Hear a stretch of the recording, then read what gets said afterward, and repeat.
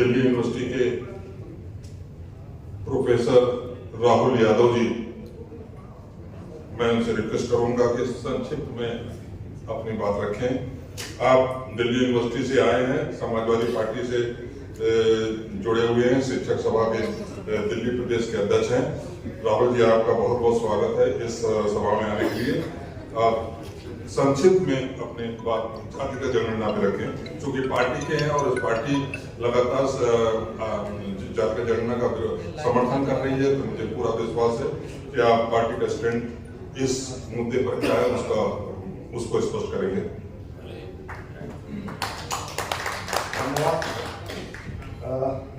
मंचासीन सभी अतिथिगण, वक्तागण और कार्यक्रम में सभा कर रहे दूर दूर से आए सभी प्रतिभागी और जातिगत जनगणना के पक्षधर समाज के एक बड़ा वर्ग जिसकी आबादी 90% है, आप सभी का बहुत बहुत स्वागत। और कार्यक्रम के जो आयोजक हैं national coordination for caste census, मैं देख रहा हूं कि इस तरह के कास्ट सेंसस के लिए जो जागरूकता लोगों के बीच में फैलाने का काम कर रहे हैं, आप लोग बहुत ही बधाई के पात्र हैं और ये बहुत बड़ा काम है। हिस्टोरिकली ऑपरेस्ड ग्रुप जो कि हजारों सालों से हिस्टोरिकली एक ऑपरेस्ड ग्रुप है जिसकी संख्या 90% है, और एजुकेशन, और अभी चमड़िया साहब बोल रहे थे कि एजुकेशनली और सोशली बैकवर्डनेस, जिसके आधार पर आर्टिकल 16 में आप देखते होंगे कि रिजर्वेशन की व्यवस्था की गई थी और दरअसल व्यवहारिक रूप में रिजर्वेशन का जो 49.5% की कैप है इंदिरा साहनी केस 1992 के वेरिडिक्ट में, वो कैप ऑलरेडी टूट चुकी है 2019 में EWS के आने के बाद। तो जाति जनगणना बहुत एक जरूरी और वाजिब एक सवाल है और एक वाजिब कदम होगा एक जनता के लिए, और ये हमारा कॉन्स्टिट्यूशनल कमिटमेंट है। ऐसा नहीं है कि हमारी जो मांग है या 90% एक बहुत बड़ी आबादी है जिसकी ये मांग है, ये जेन्युइन है। Social justice is our constitutional commitment, ये हमारे संविधान की मंशा है कि लोगों को हिस्सेदारी में उनकी संख्या के हिसाब से उनकी हिस्सेदारी सुनिश्चित की जाए। दुनिया के 190 से ज्यादा देश यूनाइटेड नेशन में जो लिस्टेड हैं, उन देशों में अगर आप देखेंगे तो जो लिबर्टी है, जो उदारीकरण है, उसका स्तर बहुत ही ऊंचा है। और जो राइट्स हैं, जो हमारे अधिकार हैं, इसके लिए जो उनके अंदर एग्रेशन है, वो एग्रेशन हमारे देश में नहीं है। आप देखते होंगे सरकारी नौकरियां 2% हैं, ज्यादा थोड़ी है, 2% हैं, 2%। आप उसमें अंदाजा लगा लीजिए। मंडल कमीशन 1980s की जो रिपोर्ट है उसमें 70% नौकरियों में हिस्सा उस वक्त देश के अपर कास्ट का, बाकी अगर देखें अदर बैकवर्ड क्लासेस की तो 13% थी। तो डेटा साइंस का जमाना है, आर्टिफिशियल इंटेलिजेंस है, मशीन लर्निंग का जमाना है। तो जब हमारे पास कोई डेटा ही नहीं है तो हम सही निर्णय कैसे ले सकते हैं या सही पॉलिसी कैसे बना सकते हैं? बड़ा सीधा सा सवाल है। तो हमारे पास जाति का आंकड़ा होना चाहिए, डेटा होना चाहिए। जातियों में बटा हुआ समाज है तो जाति का आंकड़ा होना चाहिए। उसके आधार पर उनकी जो आर्थिक सामाजिक स्थिति है, जैसा कि इसमें लिखा हुआ है, उनका सर्वेक्षण या उनका रिपोर्ट होना चाहिए, ताकि राज्य सरकारें हैं, जो केंद्र सरकारें हैं, वह सही निर्णय ले सके। जैसे आपको एक बड़ी अजीब बात बताऊं मैं कि देश के में गरीब लोगों की गरीबों का जो प्रतिशत है वो 21% है, 21% है, लेकिन फ्री राशन का लाभ 80% लोग ले रहे हैं। तो आप ये समझ सकते हैं कि जो आंकड़े होते हैं दरअसल ये सही तस्वीर प्रस्तुत करते हैं, हम किसी को भ्रमित नहीं कर सकते। तो जाति जनगणना सरकार को जितनी जल्दी हो सके करानी चाहिए, और जो जनगणना का काम है ये 1872 से चल रहा है, आज से तो चल नहीं रहा है। लॉर्ड मेयो ने 1872 में पहली बार जनगणना कराई और 1881 से लगातार हो रहा है। 1931 के बाद कोई जाति की जनगणना का कोई रिकॉर्ड नहीं है पब्लिक में, जबकि 2011 में यूपीए की गवर्नमेंट थी जिन्होंने जाति जनगणना कराई थी। और ये आशा थी लोगों को कि शायद जातियों के आंकड़े आएंगे और आंकड़े आने के बाद सही निर्णय हो सकेगा। पिछड़ा दलित और अल्पसंख्यक समाज, जो पीडीए, जो कि आजकल चर्चा में भी है, और बहुत आशा है कि जाति जनगणना को लेकर के जाति जनगणना होने के बाद इस वर्ग को फायदा हो सकेगा, इनके साथ न्याय हो सकेगा और सम्मान और न्याय आपके अधिकार का मोहताज है और अधिकार मिलेगा सीधा सीधा जाति जनगणना के बाद, क्योंकि उसी के बाद हिस्सेदारी तय की जा सकती है। और यह तो एक सामाजिक सुधार का कार्यक्रम है। जाति जनगणना को कराना और उसके हिसाब से हिस्सेदारी को निश्चित करना एक समाज सुधार का कार्यक्रम है। आप देखेंगे तो इस पोस्टर के ऊपर तस्वीर लगी होगी फूले की, अम्बेडकर की, और हम लोग बहुत सौभाग्यशाली हैं कि हमें इस तरह के समाज सुधारक, इस तरह के नेता, इस तरह के चिंतक, इस तरह के दार्शनिक मिले जिन्होंने समाज को लेकर एक सोच पैदा की। अम्बेडकर न होते तो क्या हमारे पास एक बेहतरीन संविधान होता? फूले ना होते तो क्या हम ये समझ पाते कि पिछड़े वर्ग की जो दुर्दशा है उनको कैसे उससे बाहर निकालें? फूले जी की धर्मपत्नी थी, इन्होंने 1863 के आसपास में महिलाओं के लिए पहला विद्यालय खोला, सावित्रीबाई फूले। तो हम समझ सकते हैं कि जो हमारी जो समस्या है इसके निदान के लिए और अब जो हिस्सेदारी की बात है उसको वहां तक पहुंचने के लिए जरूरी है कि जाति जनगणना कराई जाए और पूरे देश में इस पर बहस हो रही है। साउथ के बहुत सारे राज्य हैं, मुझे बताने की जरूरत नहीं है, जो रिजर्वेशन को लेकर के उसको संख्या, उसके परसेंटेज को बढ़ाना चाहते हैं और चाहते हैं कि सब तक जो है समृद्धि का वितरण हो। इस पूरी दुनिया में काफी पहले से 200 सालों से इस पर बहस हुई कि जो संसाधन है, चाहे प्राकृतिक हो चाहे जो संसाधन है, उसमें किस तरीके से सबकी भागीदारी सुनिश्चित की जाए। उसका एक टूल है, एक साधन है जाति जनगणना के आंकड़े। ये जब तक नहीं आएंगे देश में सबके साथ न्याय या जो संसाधन है उसका समान बंटवारा निश्चित नहीं हो पाएगा। आप देखें, आपको उदाहरण से मैं बता सकता हूं कि मंडल कमीशन 7 अगस्त 1990 के बाद, मंडल कमीशन आने के बाद देश की राजनीति में क्या बदलाव हुआ आपने महसूस किया होगा। जो पिछड़े वर्ग के लोग हैं इनकी कम से कम जो मुख्य धारा है या मुख्य धारा की जो राजनीति है इसमें सीधी दखल शुरू हो गई। उसके पहले क्यों नहीं थी? तो जो जब भी कोई सरकार बड़ा कदम उठाती है वंचितों के हक में, गरीबों के हक में, तो उसका सकारात्मक परिणाम होता है। तो जाति जनगणना के आंकड़े जिस दिन आएंगे उस दिन सरकार को आप देखिएगा एक समाज में आपको बदलाव महसूस होगा और लोगों के साथ न्याय की एक किरण दिखेगी। तो ये एक वाजिब मांग है और जाति जनगणना को लेकर के ये कार्यक्रम होने चाहिए देश में, राज्यों में और छोटे छोटे नुक्कड़ों में भी, जैसा कि चमड़िया साहब ने बताया कि इस पर चर्चा होनी चाहिए। और ये हमारा संविधान कहता है कि जनता की जो इच्छा है, जनता की जो मंशा है उसको कंसीडर करना होगा, उस पर विचार करना चाहिए, ये संविधान कहता है और ये लोकतंत्र की परिभाषा भी है। तो मुझे लगता है कि इसको अनदेखा करना, इसको अनसुना करना ठीक नहीं है। और जाति जनगणना के लिए समाजवादी पार्टी ही क्या, मुझे लगता है कि सारी पार्टी इसकी पक्षधर है और इसको लेकर के एकजुट होना चाहिए। और जो गरीबों के लिए, शोषित के लिए, निर्बल के लिए, जो पिछड़े वर्ग के लोग हैं, इनके लिए जिनके अंदर करुणा हो, जिनके अंदर उनके लिए न्याय की भावना है, वही समाजवादी है और वही सच्चा राष्ट्रवादी है। तो इसी के साथ मैं सभी जो आयोजक हैं उनको बधाई देता हूँ इस कार्यक्रम के लिए, बहुत बोलने के लिए मौका दिया। बहुत बहुत धन्यवाद। बहुत बहुत धन्यवाद। अब आगे मैं चाहूंगा संजय कनौजिया जी बहुत ही संक्षिप्त में अपने विचार रखें।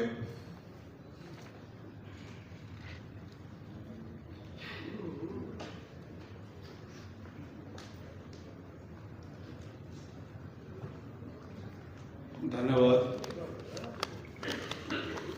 आज का जो विषय है जातिगत जनगणना की मांग को लेकर, इसके महत्व को लेकर, क्यों जरूरी है जातिगत जनगणना।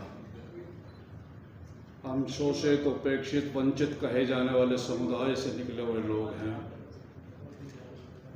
हम उस 85% लोगों के एक बहुसंख्यक आबादी के लोग हैं। इतनी बड़ी आबादी के बावजूद भी हम आज अपनी मांगों के लिए लड़ाई लड़ रहे हैं।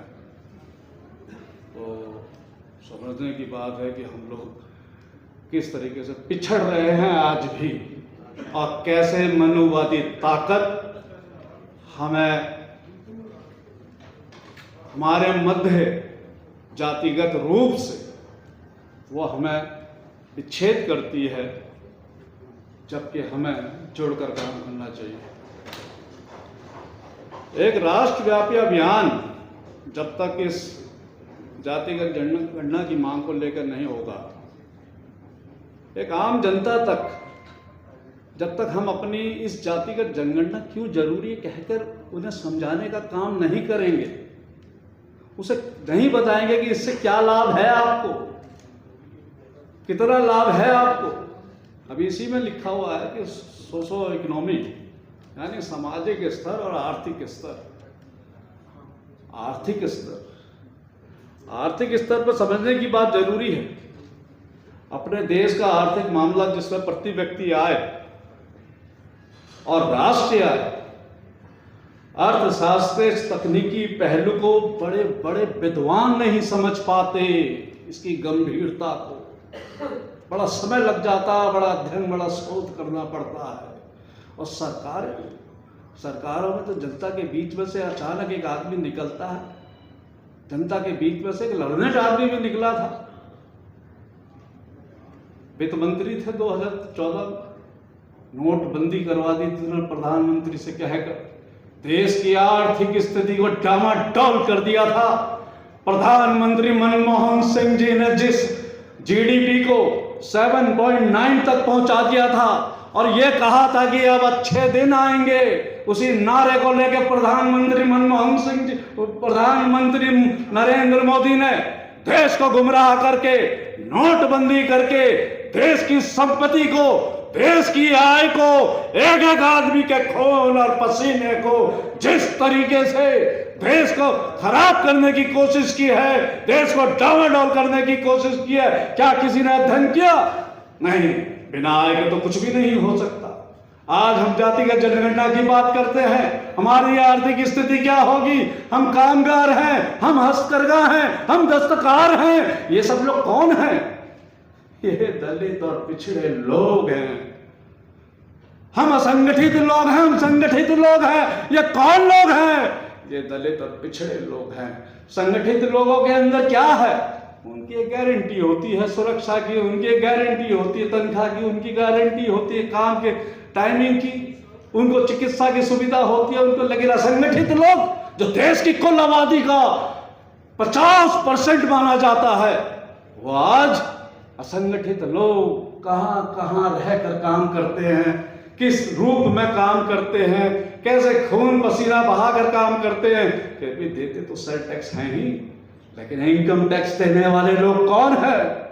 इनकम टैक्स देने वाले लोग कुछ सीमित दायरे के लोग हैं, जो बड़ी चालाकी से, बड़े छल से, बड़े सिस्टमेटिकली तरीके से अपने लाभ लेने लगते हैं और दलित पिछड़े उनकी जटिल शर्तों को, नियमों को पूरा नहीं कर पाते।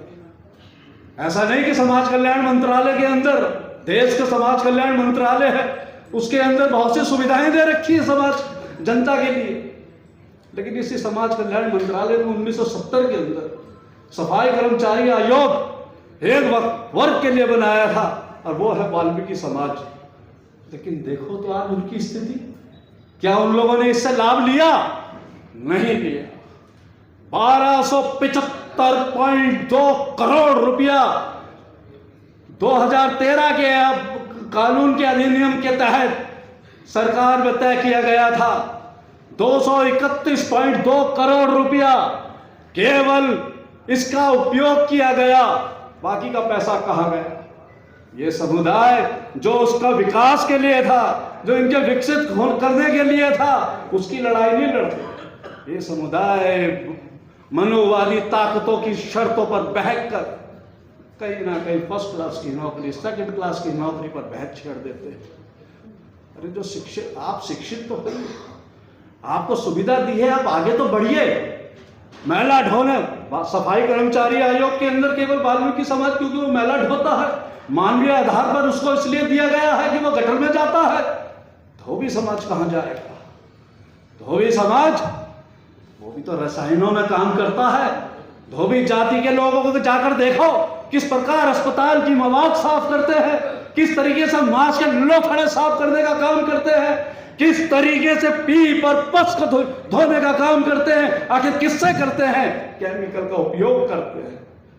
वो ऐसे ऐसे खतरनाक केमिकल का उपयोग करते हैं जिसके कारण वो गैस, वो जहरीले पदार्थ उनके शरीर के अंदर जाते हैं और उनका स्वास्थ्य बिगाड़ते हैं। उनकी जो देश की राष्ट्रीय औसत है, जो देश की जो प्रत्याशा है जीवन जीने की, जो 70 वर्ष नापी गई है, वाल्मीकि समाज, धोबी समाज और तीसरा समाज है चमार समाज। वो भी चमड़ा साफ करने का काम करता है। भले ही उसका कार्य को तो उद्योग का धंधा दे दिया गया हो, लेकिन उद्योगपति कौन है? चमार नहीं है, वो तो मजदूर है वहां का। ये सारी चीजों को देखना होगा। एक एक आदमी अपने खून भरी से देश को विकसित करने के लिए काम करता है, उसमें अपना सहयोग करता है। ये पुल, ये जहाज, ये बम ऐसे नहीं बना करते। देश के अंदर सबका योगदान है, लेकिन फिर भी पिछड़ा हुआ है। रोने वाला आदमी रोता ही चला जा रहा है। साथियों, बहुत सी बातें हैं, लेकिन इन सब चीजों को समझाने की जरूरत है। बारीकी से अगर आप लोगों ने इन बातों को नहीं समझा कि जातिगत जनगणना क्यों जरूरी है, किस लिए जरूरी है, आपके हक, अधिकार और हकूक के जरूरी है, आपको विकास की ओर ले जाने की जरूरत है। इसलिए साथियों, जातियां लड़ती हैं चुनाव। राजनीतिक पार्टियां तो केवल चुनाव आयोग से रजिस्टर्ड होती हैं, लेकिन चुनाव जातियां लड़ती हैं। लेकिन वोट सिंबल पे पड़ता है। बड़ी चालाकी से, बड़ी धूर्तता से लोग अपने अपने काम को करते हैं, लेकिन जातिगत रूप से जो हम 85% लोग हैं वो बिखर जाते हैं। इसलिए इस बिखराव को भी रोकना होगा, जोड़ना होगा, उन जातियों को समझाना होगा, वाल्मीकि को समझाना होगा, धोबी को समझाना होगा, दलित को समझाना होगा, और पिछड़ों को भी समझाना होगा साथियों, और आदिवासी को भी समझाना होगा। जब तक हम इन्हें नहीं समझाएंगे, ये बड़ा कठिन मुद्दा है, लेकिन लड़ेंगे अपनी अंतिम सांस तक, और हक हकूक को दिलाने के लिए नई नई पीढ़ियों को तैयार करेंगे। लेकिन इस मुद्दे को जिंदा रखेंगे साथियों, और लड़ते रहेंगे। इसी बातों को साथ कह के अपनी वाणी को विराम देता हूं। जय हिंद, जय भारत, जय संविधान।